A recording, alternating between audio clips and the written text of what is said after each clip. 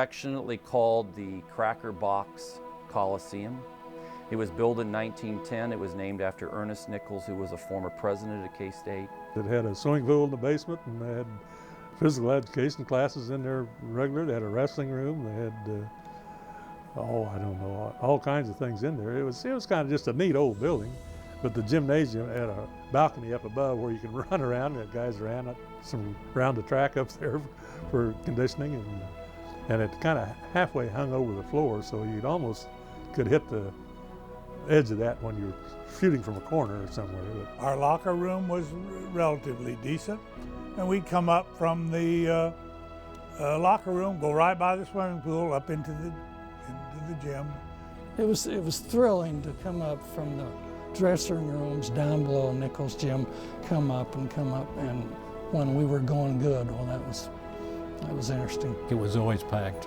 You know, it didn't hold enough people, so everybody, if you bought tickets, I think you got like every second game or third game or something, and then you had to get in line and only so many got in. Even if you couldn't go to the game, if it was not your game to go to, you would walk past Nichols, maybe coming from the library, and somebody would peek out of the door and yell out the score.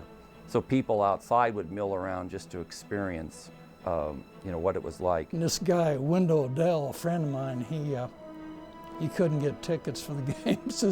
This one game, he traded his dictionary for a ticket to the game. Seating was all on wooden planks and tiers, and it was pretty close to the court. Well, I remember one time that we were scrimmaging, and I ended up in about the third row of seats, which were pretty rough at that time. Nichols Gymnasium became a facility that people didn't want to play in because the crowd was practically on the players. They sat so close to the sideline. It was very intimidating. It was kind of dark. Fans sitting in the rafters, almost like vultures, looking down at the players, sitting on their coats. I mean, the fire marshal would go nuts with this today. All kinds of antics went on in that little bitty gym. Dropping things off of the ceiling down onto the floor because the crowd was right on top of you. And so especially when we played KU, they'd throw something which was supposed to resemble a jayhawk out on the floor. Turkey, I think it was.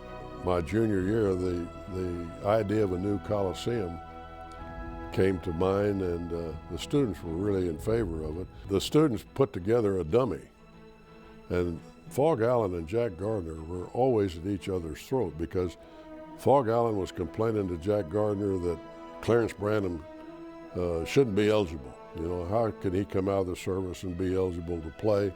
Things like this. And anyway, the students dropped this dummy and it fell right in front of Fog Allen.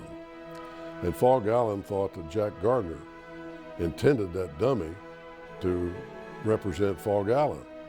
And that wasn't the case. The students were just trying to get a new gymnasium or field house in those days.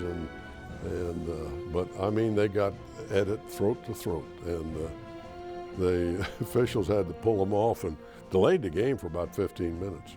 But we went on to beat KU that day, so it worked out all right. And K-State transferred that spirit of Nichols. It made the transfer a block and a half or whatever perfectly to Ahearn. It just was magnified now by crowds of 12 or 13,000.